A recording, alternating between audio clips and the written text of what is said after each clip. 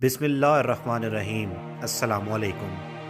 انسان کی یہ فطرت ہے کہ وہ روز ازل سے کائنات کے بارے میں بہت تجسس رکھتا ہے۔ اسی تجسس کے پیش نظر وہ کائنات کی وسعتوں کے بارے میں جاننے کے لیے ہمیشہ سر توڑ کوششیں کرتا رہا ہے۔ کیا آپ نے کبھی سوچا کہ یہ کائنات کتنی بڑی ہے؟ اس میں کتنے چاند، کتنے ستارے اور کتنے سیارے ہیں؟ یقیناً اللہ پاک نے یہ کائنات بہت بڑی اور بہت خوبصورت بنائی ہے۔ آج ہم بھی کائنات کو ایک مختلف نظریے سے سمجھیں گے اور جانیں گے۔ تو چلیے میرے ساتھ رہیے گا کائنات کے اس عظیم الشان سفر پہ۔ زمین سے نکلتے ہی ہمارا پہلا پڑاؤ ہوگا، جی ہاں، چاند کے اوپر۔ وہ چاند جسے انسان مسخر کر چکا ہے، اور اب تک 12 وہ خوش قسمت انسان ہیں جو چاند کی سطح پر قدم بھی رکھ چکے ہیں۔ آپ سب سوچتے ہوں گے کہ یہ چاند ہماری زمین کے بہت نزدیک ہے، اسی لیے تو لاکھوں کروڑوں سالوں سے یہ چاند ہماری راتوں کو روشن کرتا آ رہا ہے۔ لیکن حقیقت میں یہ چاند ہمارے سیارہ زمین سے اتنا بھی نزدیک نہیں ہے۔ یہ تقریباً 3,84,400 کلومیٹر دور ہے ہماری زمین سے۔ سامعین، مثال کے طور پر اگر آپ ایک گاڑی 100 کلومیٹر فی گھنٹہ کی رفتار سے چلا رہے ہیں اور اس کی سپیڈ ہم کانسٹنٹ رکھتے ہیں تو ہمیں زمین سے چاند پر پہنچنے میں 160 دن لگ جائیں گے۔ اور اگر آپ چاند پر پہنچ گئے ہیں اور چاہتے ہیں کہ زمین پر اپنے کسی دوست کو اطلاع دیں تو آپ کو چاند سے زمین پر میسج بھیجنے میں تقریباً 1.25 سیکنڈ لگیں گے، اور اسی طرح زمین سے واپس اس کا رپلائی آنے میں بھی آپ کو 1.25 سیکنڈز کا انتظار کرنا پڑے گا۔ سامعین، یاد رکھیں کہ آج کی جدید ٹیکنالوجی میں ہم یہ میسج وایا انکوڈڈ لائٹ بھیجیں گے، اور ہم سب جانتے ہیں کہ جو لائٹ یا روشنی کی جو رفتار ہے وہ 1,86,282 میل پر سیکنڈ ہے۔ جی ہاں، 1,86,282 میل پر سیکنڈ جو روشنی ہے وہ سفر کرتی ہے۔ تو چلیے چاند سے آگے نکلتے ہیں، اور اب ہمارے رستے میں جو آتا ہے سیارہ، اس کا نام ہے مارس، یعنی کہ مریخ، جس پر انسان بہت عرصے سے ریسرچ کر رہا ہے کہ اس پر کیسے آبادی بنائی جائے، انسانی کالونی آباد کی جائے۔ سیارہ مریخ ہماری زمین سے 225 ملین کلومیٹر دور ہے، اور یہ میکسیمم ہماری زمین سے 401 ملین کلومیٹر دور ہو جاتا ہے۔ ایسا اس لیے ہے کیونکہ یہ دونوں سیارے اپنے اپنے بیضوی مداروں کے اندر سورج کے گرد چکر لگا رہے ہیں، تو یہ ہمیشہ اپنی پوزیشن تبدیل کرتے رہتے ہیں۔ کیونکہ بیضوی مدار ہیں، اس وجہ سے جو سائنسدانوں نے کم سے کم فاصلہ زمین اور مریخ کا نکالا ہے وہ 225 ملین کلومیٹر بنتا ہے، اور جو میکسیمم، جو سب سے دور جب یہ سیارے چکر لگاتے ہوئے سورج کے گرد سب سے دور جب یہ ہوتے ہیں تو وہ جو فاصلہ ہے وہ 401 ملین کلومیٹر بنتا ہے۔ سامعین، انسانی تاریخ میں انسان کی طویل ترین فلائٹ زمین سے چاند تک کی تھی، اور اگر کسی طرح انسان مریخ پر پہنچنے میں کامیاب ہو گیا تو اس کا مطلب یہ ہوگا کہ وہ چاند سے 986 گنا دور اپنے پاؤں، اپنے قدم کسی سطح پہ رکھے گا، اور مریخ کی سطح پر ہم کھڑے ہوں اور ہمیں زمین پر کوئی میسج بھیجنا ہے تو ہمیں اس کے لیے 20 منٹ لگیں گے میسج سینڈ کرنے میں، اور اس کے بعد 20 ہی منٹ انتظار کرنا پڑے گا ایک میسج ریسیو کرنے میں۔ اور یاد رہے کہ یہ جو میسج ہم بھیج رہے ہیں یہ روشنی کی رفتار کے ساتھ ہوں گے۔ سو ان کیس آف ایمرجنسی آپ کی انسٹنٹ کمیونیکیشن نہیں ہو پائے گی اگر آپ سیارہ مریخ پر پھنس گئے ہیں۔ مریخ سے آگے نکلیں تو ہمیں خلا کے اندر وائجر 1 نامی اسپیس پراپ ملے گا، جو انسانی ہاتھ کا بنا ہوا سب سے دور بھیجا جانے والا آبجیکٹ ہے خلا کے اندر۔ سامعین، اس وقت وائجر 1 نامی اسپیس پروب زمین سے تقریباً 1.8 بلین کلومیٹر دور ہے، اور اگر ہم اس کو اردو میں بیان کریں تو یہ تقریباً 18.5 ارب کلومیٹر کا فاصلہ بنتا ہے۔ اور یہ وائجر 1 نامی اسپیس پروب 17 किलोमीटर पर सेकंड की रफ्तार से खला में हरकत कर रहा है। जी हाँ, आपने सही सुना, ये एक सेकंड में 17 किलोमीटर का फासला तय करता है, यानी कि ये हर सेकंड ज़मीन से 17 किलोमीटर और दूर चला जाता है। सामाइन, सूरज ज़मीन से 15 करोड़ किलोमीटर दूर है और सूरज और ज़मीन के फासले को एक एस्ट्रोनॉमिकल यूनिट कहते हैं, यानी कि 1 AU। तो इस लिहाज से अगर हम वॉयेजर 1 के सफ़र को देखें तो ये इस वक्त जितना सूरज और ज़मीन का फासला है, ये उससे 123 गुना ज़्यादा ज़मीन से दूर जा चुका है। इसी से आप इसके लंबे सफ़र का अंदाज़ा लगाएं। सामाइन, वॉयेजर 1 स्पेस प्रॉब ने अपने इसी सफ़र के दौरान एक दिन अपने कैमरास को ऑन किया, पीछे मुड़ा और इंसानी तारीख की सबसे बड़ी सिंगल फ़ोटोग्राफ भी ली, जो कि ह्यूमन हिस्ट्री में आज तक की सबसे बड़ी फ़ोटोग्राफ होने का एजाज़ रखती है। तो क्या देखा आपने? एक पेल ब्लू डॉट? जी हाँ, यही हमारी ज़मीन है, यही हमारा घर है कायनात के अंदर, जिसकी औकात इस वक्त सिर्फ एक मिट्टी के ज़र्रे की तरह लग रही है, जो कि एक रोशनी की बीम के अंदर अटका हुआ हो। तो चलिए वॉयेजर 1 को दोबारा अपने सफ़र पे रवाना करते हैं।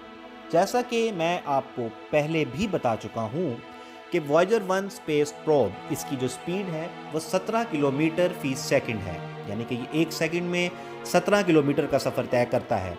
देखने में और सुनने में ये इंसानी तारीख का एक बहुत बड़ा कारनामा लगता है कि उन्होंने इस कदर ज़्यादा स्पीड अटेन की। तो सवाल ये पैदा होता है कि क्या वॉयेजर 1 स्पेस प्रोब इस स्पीड के साथ कायनात की हदों तक पहुंच सकता है या नहीं? तो इस सवाल का जवाब मेरे पास मौजूद है, तो मेरे साथ जुड़े रहिएगा। लेकिन आप सबको ये सुनकर हैरानगी होगी कि इस स्पीड के साथ वॉयेजर 1 ऑर्ट क्लाउड को भी पार नहीं कर सकता। सामाइन, ऑर्ट क्लाउड को पार करते करते वॉयेजर 1 को मज़ीद 30,000 साल लग जाएंगे।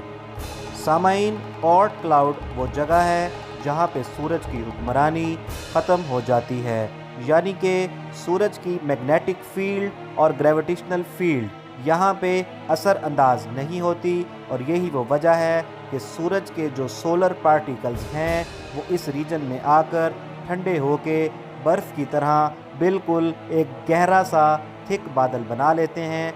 इसी जगह को ऑर्ट क्लाउड कहते हैं।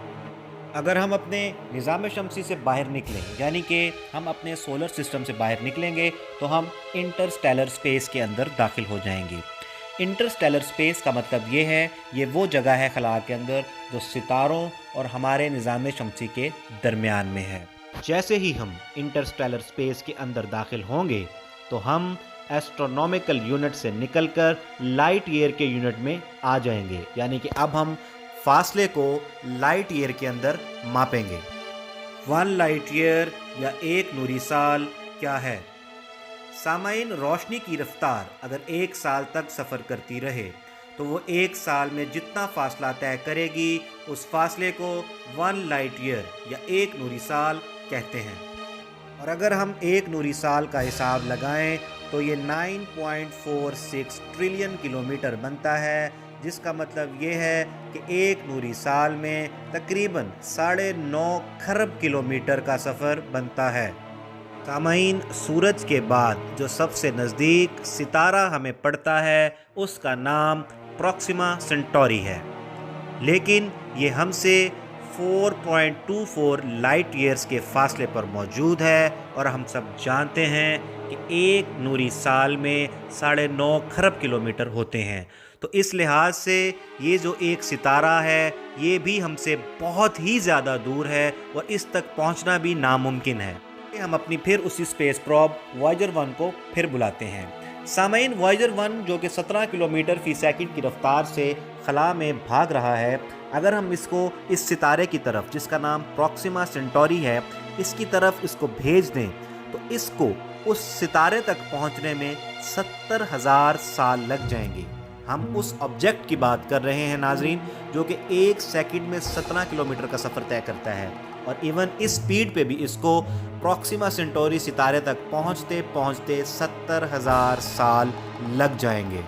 اور اگر آپ کا موڈ ہو پروکسیما سینٹوری ستارے تک جانے کا تو آپ اپنی گاڑی نکالیں، اس کی سپیڈ 100 کلومیٹر فی گھنٹہ پہ سیٹ کریں تو آپ کو پروکسیما سینٹوری ستارے تک پہنچتے پہنچتے 84 ارب سال کا عرصہ درکار ہوگا۔ تو کیا آپ جانا چاہیں گے؟ اور اگر ہم ان ستاروں سے بھی آگے نکلیں تو اب ہمیں فردر زوم آؤٹ کرنے پر جو چیز نظر آ رہی ہے یہ ہے ہماری ملکی وے گلیکسی۔ جی ہاں، یہ ہے ہماری کہکشاں جس کا نام ملکی وے ہے، اور اس میں جو آپ کو چھوٹا سا پیلے رنگ کا ڈاٹ یعنی کہ یلو ڈاٹ نظر آ رہا ہے، جی ہاں یہی تو ہماری زمین ہے۔ یہ یلو ڈاٹ انسانی تاریخ میں سب سے زیادہ دور بھیجا جانے والا ہیومن ریڈیو سگنل ہے، جس کا مطلب یہ ہے کہ اس ہیومن ریڈیو سگنل کی رینج کے باہر اگر کوئی ایلینز رہتے ہیں تو ان کو ہیومینٹی کا اور اس کے موجود ہونے کا بالکل بھی پتہ نہیں چلے گا۔ اور یہ ہماری ملکی وے گلیکسی یا ملکی وے کہکشاں اتنی بڑی ہے کہ اگر ہمیں اس کے ایک کونے سے دوسرے کونے تک جانا ہو تو ہمیں 1,00,000 نوری سال لگ جائیں گے، یعنی کہ 1,00,000 light years and to end. اور ایک اندازے کے مطابق ہماری اس ملکی وے گلیکسی کے اندر 1 کھرب ستارے اور 1 کھرب ہی سیارے موجود ہیں، یعنی کہ آپ اسی سے اندازہ لگائیں کہ ہماری یہ ملکی وے گلیکسی کتنی بڑی ہے۔ سامعین، ملکی وے گلیکسی کی وسعتوں کا اندازہ آپ اسی بات سے لگا سکتے ہیں کہ ہم یعنی کہ زمین پر رہنے والے صرف 1 ستارے تک نہیں پہنچ سکتے جو ہمیں سب سے زیادہ نزدیک پڑتا ہے، 1 ستارہ جس کا نام پروکسیما سینٹوری ہے، ہم وہاں تک بھی نہیں پہنچ سکتے ابھی تک، اور پتہ نہیں کتنے سالوں تک، کتنے کروڑ لاکھ سال تک ہم وہاں تک نہیں پہنچ سکتے۔ امپاسبل لگتا ہے صرف اس ستارے تک پہنچنا، اور آپ خود اندازہ لگائیں کہ جس کے اندر یہ سب کچھ ہے وہ کہکشاں، اس کی وسعتیں کیا ہوں گی، وہ کتنی بڑی ہوگی۔ یہ اللہ کی قدرت ہے ناظرین، یہ اللہ کا کرشمہ ہے کہ اس نے یہ کائنات بنائی ہے۔ یہ کائنات کتنی خوبصورت بنائی ہے اور کتنی بڑی بنائی ہے، ابھی تو کائنات کا سفر شروع ہوا ہے۔ تو ہم اپنی ملکی وے گلیکسی کو بھی پیچھے چھوڑتے ہیں اور آگے نکلتے ہیں۔ آگے نکلنے پر ہم لوکل گروپ آف گلیکسیز میں داخل ہو جائیں گے۔ ناظرین، اس کے اندر 54 گلیکسیز ہیں، بالکل اس لوکل گروپ کے اندر 54 مزید گلیکسیز ہیں، اور یہ 54 گلیکسیز مل کر جو گروپ بناتی ہیں اس کا نام لوکل گروپ ہے۔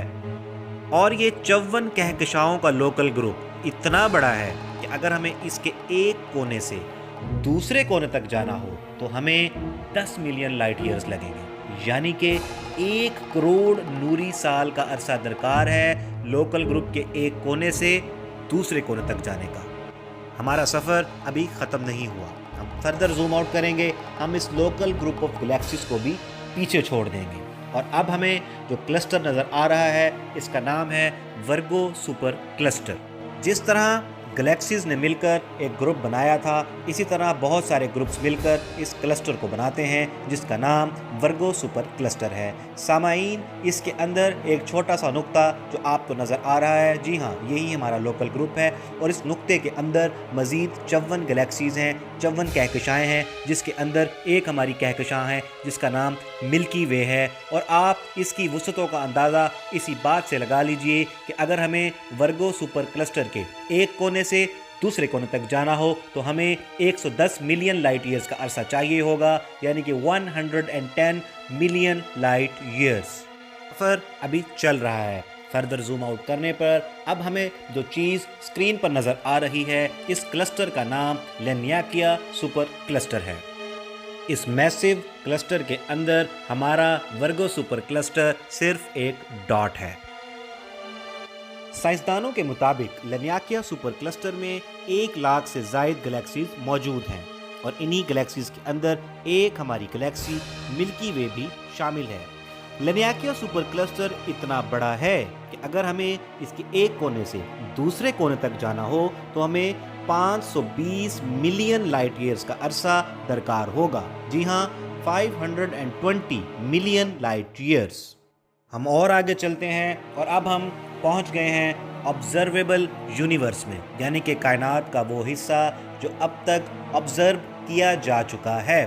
اور اس آبزرویبل یونیورس میں ہمارا لینیاکیا سپر کلسٹر ایک نقطے سے زیادہ کچھ بھی نہیں۔ جی ہاں، یہ ہے آبزرویبل یونیورس، بالکل یونیورس یعنی کہ کائنات کا وہ حصہ جو اب تک انسانوں نے آبزرو یا پڑھ لیا ہے۔